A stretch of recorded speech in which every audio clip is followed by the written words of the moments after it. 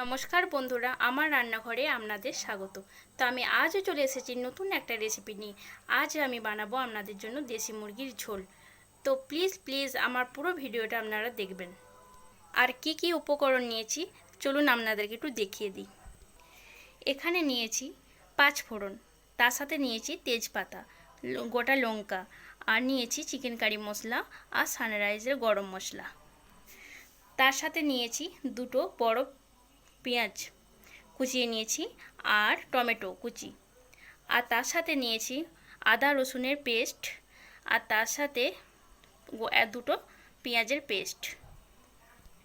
আর এখানে আছে দুটো বড় সাইজের আলু, আর এখানে কুচিয়ে রাখা কাঁচা লঙ্কা। আর এখানে নিয়েছি, দেখতে পাচ্ছেন, চিনি, আর তার সাথে আছে লঙ্কার গুঁড়া, হলুদ গুঁড়া, কাশ্মীরি লঙ্কার গুঁড়া, নুন স্বাদ মতো, আর জিরে গুঁড়া, আর সরষের তেল। তো চলুন আজকে রেসিপি শুরু করা যাক, আপনারা সাথে থাকবেন প্লিজ। আমি গ্যাস অন করে দিয়েছি আর কড়াইও চাপিয়ে দিয়েছি, দেখতেই পাচ্ছেন। আমি তেল দিয়ে দিয়েছি, দেখতেই পাচ্ছেন। দেখুন আমার তেলটা চলে এসেছে। এরপর আমি ফোড়নগুলো দিয়ে দিলাম।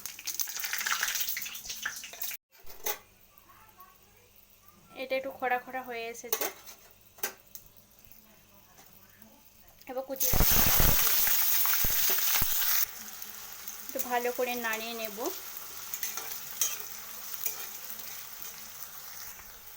তো দেখুন এটা আমার অনেক ভাজা ভাজা হয়ে এসেছে, লাল হয়ে গেল। এরপর আমি পেঁয়াজের পেস্টটা দিয়ে দিলাম, ভালো করে নাড়িয়ে নেব। এরপর আমি আদা রসুনের পেস্টটা দিয়ে দিলাম।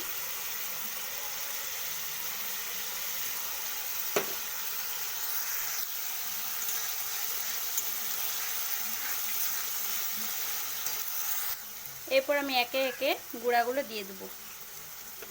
প্রথমে আমি লঙ্কার গুঁড়া দিলাম 1 চামচ, তারপর হলুদ গুঁড়া দিলাম 1.5 চামচ, আর যেহেতু একটু মাখানো আছে মাংসটায় তাই একটু অল্প করেই দিলাম।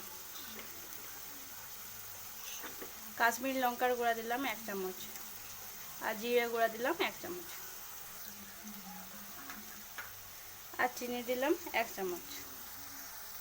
তো এটাকে আমি ভালো করে নাড়িয়ে নেব।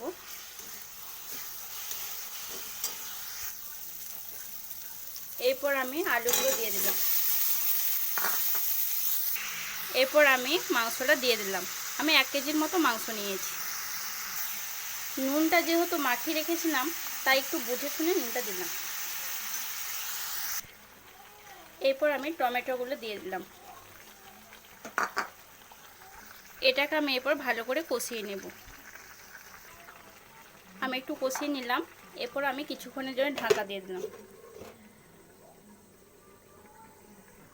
কিছুক্ষণ পরে ঢাকনাটা আমি খুললাম। তো এটাকে আবার নাড়িয়ে নিতে হবে।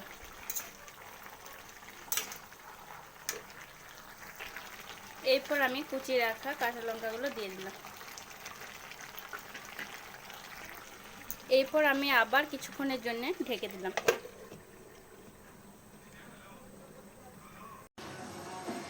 তো কিছুক্ষণ পরে আমি ঢাকনাটা খুলে দিলাম। তো দেখুন আমার অনেকটা কষানো হয়ে গেছে।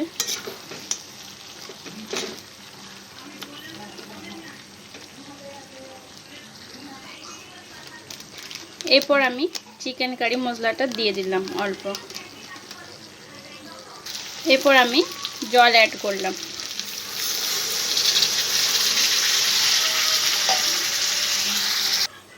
আবার কিছুক্ষণের জন্য ঢেকে দিলাম।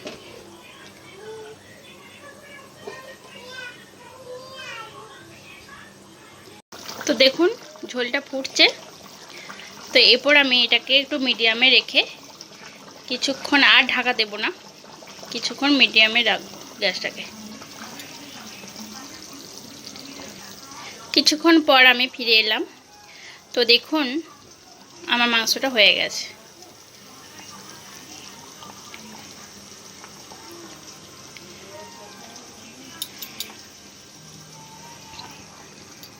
এরপর নামানোর আগে সানরাইজের গুঁড়ো মশলা দেব।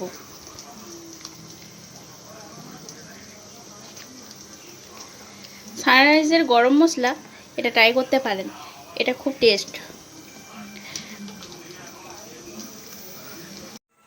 তো দেখুন আমি গ্যাস বন্ধ করে দিয়েছি, এটা আমার হয়ে গেছে। এখন আমার রেডি গরম গরম ভাতের সাথে গরম গরম দেশি মুরগির ঝোল। তো আমার তো দেখে খেতে ইচ্ছে করছে, আপনাদের করছে না? আপনাদের যদি করে থাকে তো অবশ্যই আমার ভিডিওটা দেখে বানিয়ে ফেলুন চটজলদি। আর তার সাথে কমেন্টে আমাকে জানান কেমন লাগলো। তার সাথে লাইক শেয়ার অবশ্যই করবেন। আর আমার নতুন বন্ধুরা আপনাদেরকে বলছি সাবস্ক্রাইব করতে ভুলবেন না যেন। তো চলুন আজকের মতো টাটা, আমি আবারও আসবো আপনাদের জন্য একটা নতুন রেসিপি নিয়ে। শুভরাত্রি।